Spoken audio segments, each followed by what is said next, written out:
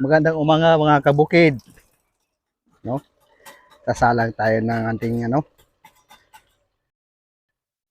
para sa pagkain ng ating mga alaga, aso. Mga kabukid, nandito tayo sa ating farm, no? Ating farm, mga kabukid, ating mga manok. Aside sa pag-aalaga ng ating mga manok, mga kabukid, excuse me po. Yan, ito natin yung lugar, lawak. Kasi yung pinakanan ko ng manok, kulungan nila, napagawa ko dahil niya ng kabukid, yung para sa ating bagong alaga nating crayfish, no? Nagpakita ko sa inyo na makakatipid kayo mga ka-crayfish. Ito yung ginawa ko na DIY lang. So papakita ko sa inyo mga kabukid. Yan po mga kabukid, yan mga gamit na mga kawayan, na kahoy, putol. Yan po yung DIY pad natin mga kabukid. So para makakatipid, gamitin natin mga use natin mga kahoy. So tapos ito lang mga kabukid, yung plastic na ginagamit natin, nabili ko sa online to para makatipid. Mura lang itong mga kabukid, mga crayfish, no? Ito yung sako ng feeds para sa baboy, 50 kilos. Malaki. 4 to na sako sa 2, 3. Pang-5 yung panggilid. Hinati ko. So, yung plastic is nasa 0.006 mil. Tapos yung micron niya is nasa 150 micron. Kung gusto niyo medyo makapal-kapal, so medyo mga 0.0010 o tapos 200 microns or more. Yan. Yung DIY natin. Ang ganda mga kabukid is para makakaroon siya ng ammonia sa tubig. So, lagyan nyo niya siya ng halaman. Yan. Yan po yun. Kangkong. Hindi DIY rin mga. Tapos naman ito yung mga PVC pipe natin, no, mga kabukid. Tapos, yan lang. Nag-stack ka na ng tubig.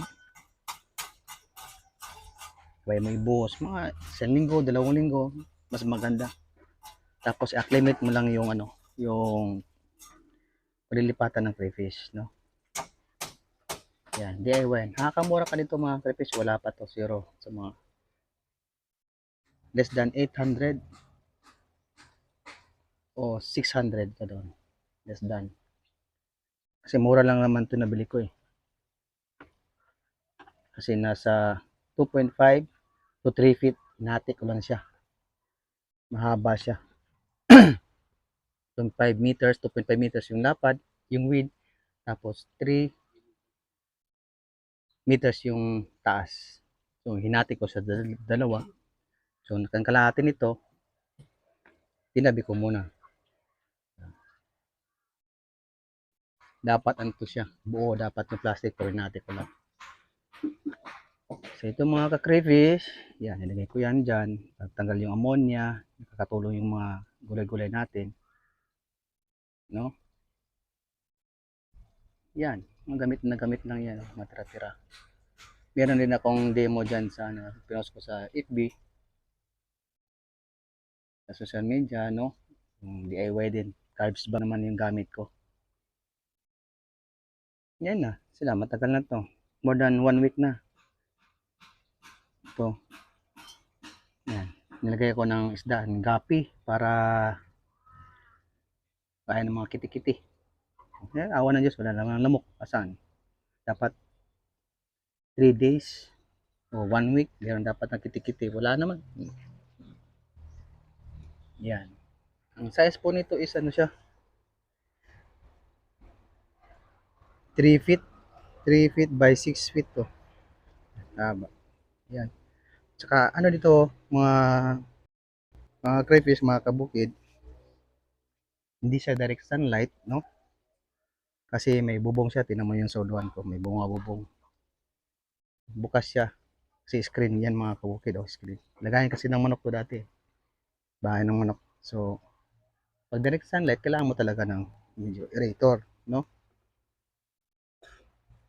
No, depende sa temperature siguro. Sa idea ko lang dito kasi nag-aalaga doon dati ng isda. Wala naman, kahit direct sunlight siya. So, kasi crayfish, si medyo sensitibo. Ganyan. Dito sa akin wala, ano, yan no, kita nyo, kung may saksakan dyan, no aerator, no pump po yan mga crayfish, no. Sana ito ay makatulong sa inyo mga crayfish, mga kabukid, kasi magdagdag pa tayo rito sa ating siguro mga 10 feet by 6 feet. Ang taas niya is 10 feet or 11 feet, tapos yung lapad niya is 5 feet. So ang ano pala dito mga ka-crayfish, mga kabukid, haba dit ang lalim nito ng tubig, ano siya, yung dito medyo malalim siya, nasa sukat ko po siya para makita niyo po. Yan. Lagyan natin nasa sa 5 inches po yan, no? Lalim. Tapos dito sa kabila is nasa 4 feet lang. Yan. 4 feet, sorry, 4 inches. Sorry mga crayfish yan. 4 inches, tapos din yan nasa 5 inches. Hindi ko lang nilagyan ng mga buhangin para ay, may mahukay-halukay sila. Pero yan lang. Sana ito yung mga video mga crayfish, mga kabukid, no? Makatulong to sa inyo, idea, para makatipid. Gamitin niyo yung dapat yung gamitin na makatipid kayo. Ito lang naman yung plastic. Makamura to, nasa kulang-kulang 400 to. So mahaba na siya, hinati ko lang siya. 2.5 by 3 feet, 3 meters to ang nabili ko. Kulang-kulang 400. Yung sako is 10 piso. Iwan ko lang magkano sa inyo. Yan, 10 piso. Malaki yan kasi 50 kilos. Ayan po siya. Nagamit na. Siyempre, nababawasan yung tubig. Yung nag-iwap yung ano natin, yung tubig, no? Siyempre, magdagdag ka lang ng dagdag. Pag medyo marumi, linisan mo.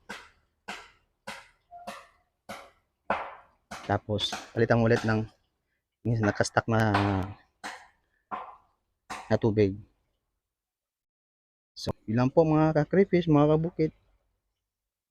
Sana po'y may follow niyo rin ako sa aking page. Baguhan na po sa post. So, sana makatulong ito sa inyong idea. Yun na po. Thank you.